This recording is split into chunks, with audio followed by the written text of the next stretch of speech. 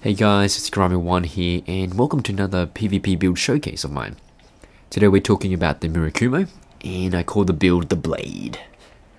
So the design of the character is based on the ninja next to Shiva. And as the story goes, well, I've made up the story, is basically Shiva dies, and then Ninja Guy grabs the blade and goes into this revenging rampage. He joins the Dark Wraiths, picks up the Dark Hand, picks up the Dark Wraith chest piece. And on the right hand as well as the Murakumo, he's got the claw, and it's also the Murakumo's quick swappable to the washing pole. Now on the left hand, he's got obviously the Dark Hand, and also the bow, a composite bow, as most people would use.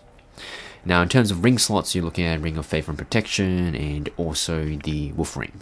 Now the Wolf Ring, you can then quick swap it to a red Tearstone ring if you want to, or a flip ring basically. So that's basically character design of mine. You know me, I really enjoy making builds that look good, and I'm really happy with what I've done. So what makes this build so good? You know, well, definitely it has the Murakumo. So the main question really is, what makes the Murakumo so great? Well, what makes the Murakumo great is really that many players are unfamiliar with it. They just don't seem to understand that it does a lot of damage. It literally cuts people like cheese, which is amazing. Now, it also has stun lock capabilities. So if they don't know how to toggle, basically it's an instant kill. It's a really easy kill, man. I've got quite a lot of hate messages from that. On top of that, it's got dead angles, great dead angles capabilities. Practically it means that, say that you score a backstab, you can actually, on their wake up, do a dead angle attack so that it's an unblockable. So a lot of people like to block on their wake up, that just kills them instantaneously, they just can't get out of it. Another thing is great on is against turtles, so people who back up to the corner and they hold their shield with the spear type of stuff, you can just rush up to them and dead angle them, and it really hurts, and then you'll get a few hate messages with that as well. And on top of that, it's fantastic against those run-up parry attempts. You see them doing it, you just laugh at them and just dead angle them, and they'll be like, oh my god, what's hitting me? So that's another great thing about it. And on top of it, it's got some serious anti-backstab technology. It's good against running backstabs. I use so much against the Jap players in the Berg, and also rolling backstabs as well. So even against flippers who just really looking for roll BS, this weapon is really good. You just have to know how to unlock with it a bit. But then you'll fight the player who is very familiar with the Murakumo, and that's when the flaws start really showing up. The first one is obviously it's a slow weapon.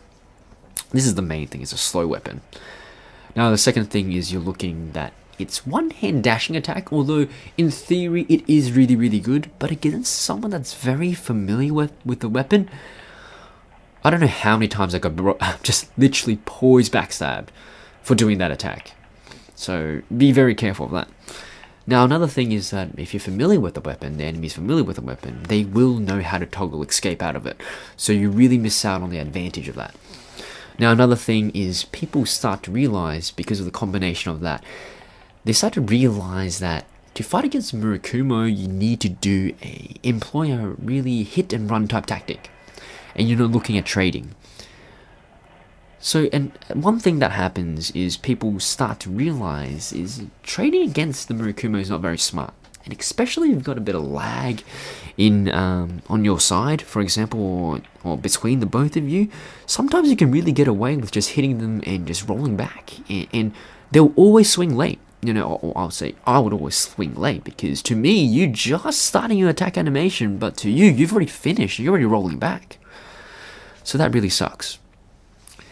So what technically that translates to in terms of a weapon type matchup thing against the Murakumo, you would find that things like the katana, the two-hand curved swords, quick curved sword weapons like the Gold Tracer, you've also got straight swords, so people who use like the long sword, and they love to do the two-handed R2, R1, R2, R1, could usually beat up any Murakumo users as long as they have 53 poise. And on top of that, obviously the spears as well. Now, this is where the design of the build comes in really, really handy. So, the first option you can deal with this type of spears, curved swords, katanas, and especially against people who love to, again, trade hits with you, and they're just trying to quickly beat you to the 53 poise breakpoint. And when that's the case, what I've designed here for my armor set is you can actually increase it very easily to 63 poise. All you have to do is quick swap your gauntlets, well, just equip your gauntlets into the guarding gauntlets, because you don't have any to start off with, and you just have to empty out your chest piece. So basically you're like manning it up, basically, and you'll get yourself 63 poise, which is awesome. So you'll know when to do it, and if you do that, basically people who just wants to slugfest you, they're expecting you to be on the 53 poise breakpoint, but guess what? You're on the 63, not the 53, and you can tank 2 hits, and you only get stunned on the 3rd hit by these fast weapons, which would really take them by surprise. So you can usually take people out with that. Now, on top of that, okay, you've also got yourself the flip ring. So if you're dealing with these spears, you've got 2 ways to deal with it. You can either poise backstab them, trade hits with them with the 63 poise, or alternatively, you can equip the flip ring. So let go of your poise wolf ring and go for the flip ring. Now, another thing you'll be dealing with these matchups is when people employ the flip ring, the wood grain ring, or whatever you call it. It is so annoying. And this is when the bow comes in handy. So you'll use poison arrows and also the claw for bleed build-up, and also to catch the backstabs. And it does so much bleed build up if you manage to catch a backstab with it. It's very, very amazing.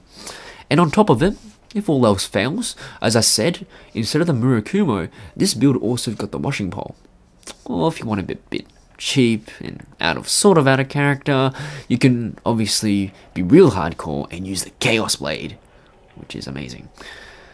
So yeah, so this build is, built around all these little mechanisms that you can use to advantage, to counter some matchups as well. Now, let's talk about how to actually be successful with the murakumo. Basically, you have to understand, first of all, is how to play unlocked. If you don't know how to play unlocked, you're going to be in a lot of trouble. A lot of the advantages like dead angling, as well as anti-backstab type technology type things, backstab techs, yeah, you're going to miss out on it all completely, and you'll be very telegraphed attacks, While if you play unlocked, people don't really know what you're doing. And they all go, oh, I'm just going to try for a dashing attack, and the next thing you know is they just got stun locked, which is amazing. Now, you have to the second thing is you have to know, as I said before, how to trade against reckless players. You need to sort of make them reckless, with your bows, pissing them off a bit, or your claws, and then make them really come for you, and make them want to just two-hand their weapon and just swing, and then next thing they know is that they're losing out on the trade, because you out-damage them, you also stun-lock them, and they may not have stun-locked you. Now, another thing you have to be very cautious of, or you should always be keeping in consideration, is when your opponents take phantom poise damage. When you see them take the phantom poise damage, so when they roll, but in your screen you hit them, but you see them roll out of it like a second later, what you can quickly do is you can then use your running R1 attack, one-handed R1 attack, as straight away. Because if it hits them, it's going to stun them, which is going to be really, really good for your side. It's a great attack. It's just that against really experienced players, they usually are just going to, they're going to poise BS it more than anything else. And obviously, if you don't space it correctly, you have to be very careful against the running backstab and the roll BS. Now, another thing you want to be very familiar with for this build to be successful is with your bow, the bait and switch tactic, into the parry or the dashing attack, or even just picking up the murakumo again and just smacking them.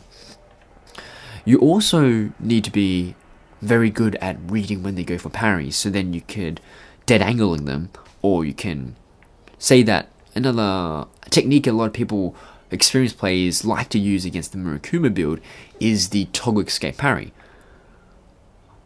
But because, I don't know, for some reason you can sort of feel it coming, and so you stop midway, they toggle and you just backstab them. Which, some people say it's cheap, but I think it's just mind games really.